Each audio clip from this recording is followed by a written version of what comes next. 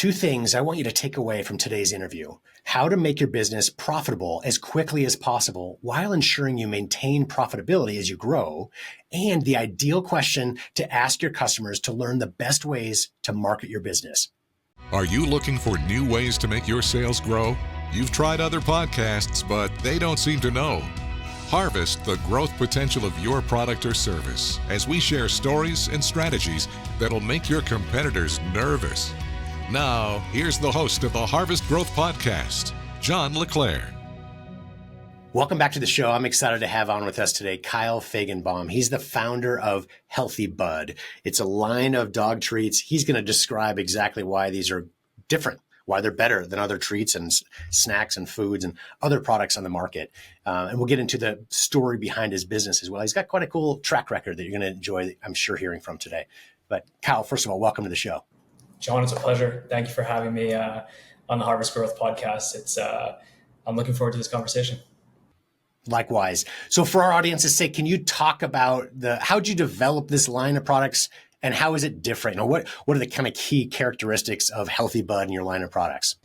Yeah, definitely. So, great to meet you all. The premise really behind healthybud was that as a modern pet parent, myself, speaking as myself, and also to the market that we're really catering to, people want to be feeding their dogs and their pets, for that matter, more like they feed themselves. And so oftentimes, when we're shopping for our dogs, we're looking for some of the ingredients that we also care about, love, and want to incorporate in our own diets. And so with healthybud, what we're really trying to do is modernize the way that our dogs are eating, to feed them better than we feed ourselves, and to provide lots of unique ingredients for our dogs to thrive. And, I like to pick out the package and, if you read from the back, I think you can probably see this on the website as well, the ingredient list. Like, I can actually pronounce all. It's real food, as you said, right? It's like, this particular one is turkey, vegetable, sweet potato, buckwheat flour. Everything on there is real food, just as you mentioned, we want to eat. Not all of humans do either, right? We eat some stuff we probably shouldn't, right? So, but it's what we want to. We want to eat healthier, and it gives that option to our pets as well. What kind of benefits have you seen? You've been doing this a long time, so have you, I'm sure, heard stories back from some of your customers on changes in their dogs, or after they started consuming healthybud products, how has it changed their dogs' lives? Yeah, that's a great question, honestly. And we consider ourselves a pet wellness brand. And so what does that mean? It goes beyond the product, and we really love to hear from our customers. So I'll give you, there's so many stories, but I'll give you one in particular. There was a customer recently who reached out, and they have a Bernese mountain dog, and this dog wouldn't eat. So it stopped eating its traditional kibble that it was continuing to get. And what the customer did was they included a little bit of the healthybud freeze-dried bites into the dog's meal.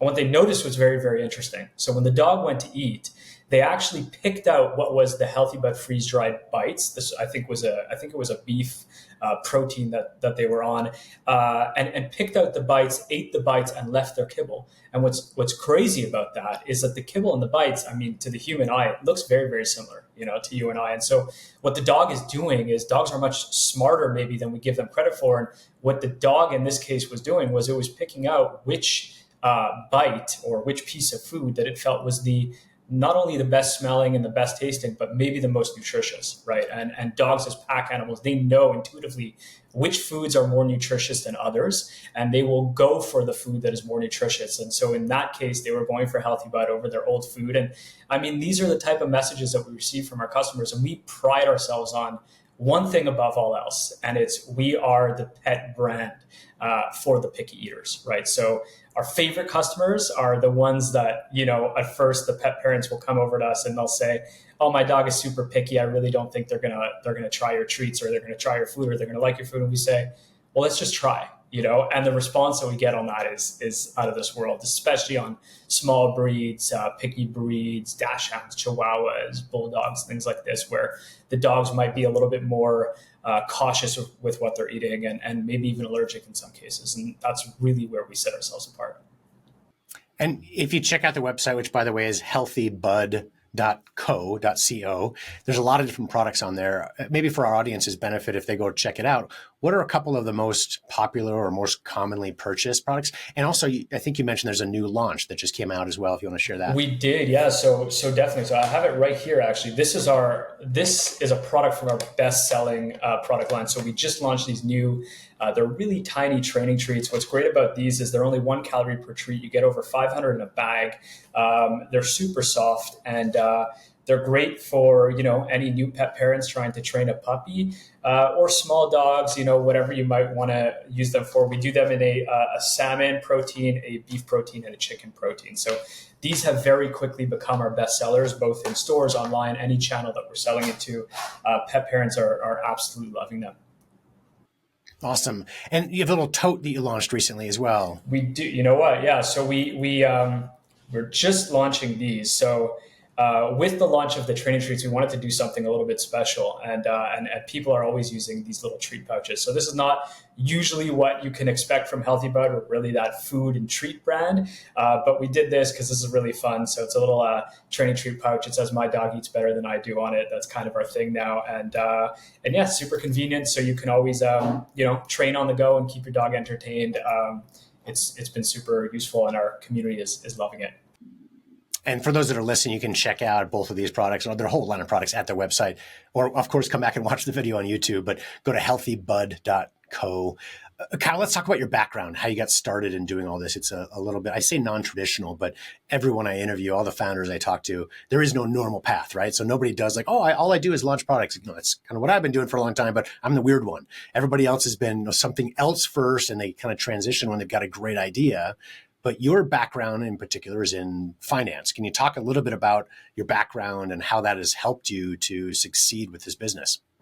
Yeah, it feels like a different life, honestly. It's like it's been 5 years already in healthybud, so finance is quite far in the rearview mirror. But yeah, I mean, I started my career in finance. My last job was at a boutique asset management firm. So really what I took away from a lot of that was how to deal with people, how important relationships can be, focus on the customer. In our case, we were focusing on the client. Now it's more customer community over at healthybud. But I think that was really the biggest takeaway from that experience, as well as people like to say I have good financial hygiene. I heard that recently. I kind of like it. So making sure that the company is a smooth and oiled, properly functioning machine to the best of my ability, because that's always tough with a startup when you're talking about cash flow and whatnot. But things are going well, I'm happy to say, and grateful for that. But yeah, I'd say the biggest takeaway from everything in finance was actually dealing with the customer, and that is something that we continue to focus on today. So. John, if you want to talk about product development, one of the things that, I would tell you, how do we develop product? It's by listening to the customer, and always going back to the customer. You asked me about reviews, right? Like these are the types of stories that I like to take home. I like to, think about how do we listen to the customer, understand what their wants and desires are, so that we can improve our product development, so that we can improve our offering to better meet what they're looking for, and that is really what it means in our minds to be the pet brand for the modern millennial pet parent, for the next generation of pet parents. And, I mentioned how it's, call it a quote unquote non-traditional, but again, there is no traditional background. The nice thing about running a business, launching a new product is really any experience almost is going to be helpful, right? So you've got to have finance background or I shouldn't say background, but understanding, or grow to understand, or get help, right, from the outside if maybe that's not your acumen or your skill set. But it is an important part of running a business, as is marketing and the creative and product development and engineering. There's so much. We can't have experience in all of it. So it's just realizing, okay, what are your strengths you're bringing into the business? And how are you going to help use that to help you grow? I want to get into product development, but let me table that for a second. And let's stay on the finance topic just for a second. So I know you've got some particular expertise, both from your previous background as well as running this business, in terms of raising capital, when to bring in money. So what's your advice on when's the right time to bring in outside capital versus bootstrapping and doing it on your own in maybe the early days? Oh, it's a great question. I mean, bootstrap for as long as you can. That's really, I think the common misconception actually amongst, those who are aspiring to be entrepreneurs is that I'm going to start a business to make money. I think that's a common misconception because businesses and starting up a company take a very long time. So the reality is that those who come into this with a greedy mentality, well, they're not going to last the test of time, because the reality is at the early stages of a startup and at the early stages of a business, oftentimes you're investing in that business. So that business is going to cost you. You're not going to be benefiting from that business for some time. And so the early years are a struggle. The best possible thing is to prepare yourself in a way where you have that mentality coming into it, where I really want to see this business succeed. I'm going to put my time and effort into it, and I'm going to also invest in this business, or maybe not take salary or high salary from the business until it really gets off the ground, right? Take care of your team before you take care of yourself is usually the saying that I go back to. And so, how do I get money and how do I do that? Well, it could be investment from yourself. It could be a friends and family type of thing where you're raising a little bit of capital. And I would really suggest that you look at grants and low cost loan opportunities. And that's something that we really, really focused in on. Like, we are a Montreal-based company. We are from Canada. The Canadian government has a lot of grants out there available to startups like ours. But it's the same on your side of the border in the U.S. too. There's a lot of great state grants, federal grants that can be looked into and taken advantage of, because the grants are out there. You just got to the entrepreneurs are the ones that have to do the work to find out which ones they're eligible for. So free money is the best money to build on. And that is the kind of money that I would really recommend you go for. Now, when you want to raise capital, once you've developed your brand to a certain extent, you found a little bit of product market fit, and you feel that you're ready to go out and raise, whether it's angel capital, VC capital, you got to get your ducks in a row. You got to have a proper pitch. You got to have a proper business model. You got to show that if it's not profitable today, it's going to be profitable in the future, and have a real good investment thesis for these individuals, because they're going to look through everything. They want to, at the end of the day, they want to support the best brands, of course, but they want to make a return on their investment. So you got to be ready before you graduate, let's say, to that stage, in my opinion. Yeah, and I think part of the process itself can be very helpful. You mentioned investors, but also in the early stages, the grant process, you've got to have some ducks lined up, right? So you got to figure out what your business, how you're going to make money, what is it going to be, getting that story and being forced to do it, whether you're going for a loan or a grant or an investment, helps you to make sure that you're putting the time in, right? To figure out the strategy behind the business. Having to share it with third parties sometimes is really helpful. Even if you end up not getting or taking a grant or an investment or a loan, it's going to be a helpful process of something highly recommended. I want to share one quick story on that. We've got a client that is I won't divulge too much confidentiality, but they've got a product category or product that is pretty well known. It's a massive seller on Amazon and direct to consumer, millions of dollars a year. And they've got a competitor that's actually much larger and very well known. And we've been helping our client for quite a while and driving capital or cash into the business, driving profits, but always looking ahead at this competitor, like, how the heck are they spending so much more? Like, we see them everywhere. I just, trying to really understand, what are they doing that's so different? Well, turns out they have just announced, kind of behind the scenes so far, but publicly soon, this competitor, that they're going bankrupt. And really, as you peel back the onion or peel back the story a little bit, what we realized is they had big investor cash infusion. And sometimes that can be very tempting to blow it out, spend a ton of money, get awareness out there where it's seen everywhere. But if you're not driving cash flow and driving profits, eventually it goes away, right? You can't do that forever unless you're constantly bringing in more and more investor capital, which they kind of ran to the end of the rope. Now, look at our client, which is still also very successful, a little smaller, right, than this competitor, but they've built it within a healthy way, with cash flow, with profits, et cetera. And this just reminded me, because you talked about bootstrapping as long as you possibly can. When you do that, it forces you to make sure that you're profitable, right?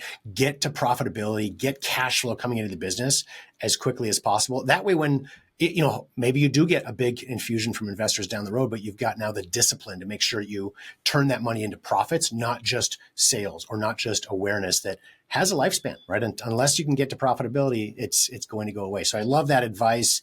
Again, it doesn't say you shouldn't get investment coming in or loans, et cetera, but bootstrap as long as possible. If that And lines that's up with everything. exactly, that's the point, right? Like, I think everybody wants to see that 2x, 3x top line growth. But the reality is that if you are driving incremental revenue and building a sustainable business, that's when you see the long-term success, and there's no better way to learn how to build a business than with your own money. Right. And so, look, I started my first business in university, which was before healthybud, but I really would classify myself as a first-time entrepreneur because there's so much to learn, and now we're 5 years into growing the brand just about, and I'm a completely different entrepreneur than I was, right? And there's so much learnings along the way where you feel throughout the process like there's some kind of a bias, like, am I the right fit? Am I the person to, be the one who's co-founding and running a company? And you have this sort of in the back of your mind, always, I feel, as an entrepreneur. But the reality is that you gotta believe it. You gotta keep pushing. And then every day you're going to grow, you're growing. And really the best way to learn is personal growth. And no better way to do it than putting your money where your mouth is, so to speak. So you mentioned before learning and kind of learning from your customers, talking to people that are buying your product, and how do you take those learnings to further grow, further improve your business? What methodologies or techniques have you used to touch base with your customer to help them or have them help you in your product development? Yeah, I mean, we are always surveying. So, Jotform is a particular tool that we're using to survey some of our customers through email. We're also using Instagram. So we have a nice following on Instagram where we're able to communicate with our community members, and we're able to, do very, very short surveys, like even if it's just a quick multiple choice Q&A type of thing where we're posting a story that's live for 24 hours. Like, all of that feedback is very valuable. For us, I want to tell you, though, there was one thing that we recently did that I thought was very interesting. So there's this survey type of questionnaire that you can follow. And I actually recently posted about this on my LinkedIn. So for anybody that wants to check out that post, you can find me on LinkedIn, Kyle Feigenbaum, and see it there. But what it is in summary is basically how you find product market fit, or can you ensure that you have found product market fit? And so the one most important question, and there's a series of questions, but the one most important question was, how disappointed would you be if healthybud, so this is in the case of our own brand, if healthybud was not available for you tomorrow? And so then you have the multiple choice questions, and the questions are going from, answer A, which is very disappointed, then somewhat disappointed, to not disappointed at all. And the logic behind this type of questionnaire is that if the majority of people are saying that they're going to be very disappointed, then you know that there's something about your brand that is creating a loyal following, right? And so in our case, it was an incredibly humbling experience because almost 70% of the respondents said they would be very disappointed if healthybud was not around tomorrow. And so, you want to dive a little bit deeper to figure out, well, why, right? Why is that the case? And the reality is we learned, three very important things. And one was we're picky eater approved, right? So this is the first thing that I mentioned to you. It's the one real separator that healthybud just for multiple reasons, whether it's texture, taste, size. It appeals to that picky dog. The second thing was healthy ingredients. So we use clean, novel, nutritious ingredients, and the next generation of pet parents wants to feed their dogs just like they feed themselves, like their own babies, their own kids. And the third thing was for us that we use very limited ingredients. So there's a lot of dogs that are allergic to different ingredients out there. There's, you look in the pet industry and you flip over a bag and you look at some of these ingredients. Well, sometimes half of them you can't even read, right? And there's a huge ingredient deck, and people and pet parents in particular are just really looking for clean ingredients, just like you and I do when we go to the grocery store. If I flip over a bag and there's certain ingredients that I don't really know what they are and don't really feel comfortable, then I'm just going to look to the next product. So that is really what was interesting for us. And it was, like I said, a humbling experience because there were so many respondents out in our community that said, they would be very disappointed. So we were happy to see that, we're doing something that is unique and something that people are gravitating towards. And I think, that's a great result. It speaks to obviously the quality of your product and the experience your customers are having. But even if you ask that question, and let's say it's 10% of the audience would be extremely disappointed, I love that question because it still affords you the opportunity to learn from them. So now you can ask other questions and filter them for just those respondents that would be really disappointed, right? And finding out, okay, who is really our ideal customer that loves what we do, and how do we find more of them, right? Find attributes and aspects about it. So really get to tailor your marketing plan towards what, even if it's a very small subset, 10% that say they'd be very disappointed, then it's up to you to figure out why would they be so disappointed, and then rinse and repeat, right? Keep doubling down on what you do that is at least attracting a small group of people to love your product. I love it. Well, Kyle, this has been a lot of fun. Is there anything I didn't ask you that you think could be helpful for our audience?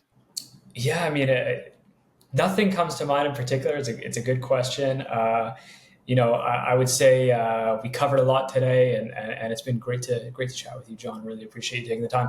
For anybody who's listening or watching and wants to check us out, healthybud.co is our brand. We're available now across Canada, across the US. We're shipping online. We're in a lot of local pet stores. So feel free to reach out. Feel free to follow us on Instagram, healthybud.co. And we'd love to hear from you. And as always, you can check it out in the show notes. If you're driving, check it out later, healthybud.co. We'll include a bunch of other notes from this great interview. Kyle, I really appreciate the time. And for our audience, did you know you can meet with a member of my team absolutely free for a 30-minute strategy consultation? We've launched and grown hundreds of products since 2007 and learned some of our strategies while growing OxyClean back in the Billy Mays days. We're here to help. So please go to harvestgrowth.com and set up a call if you'd like to discuss further.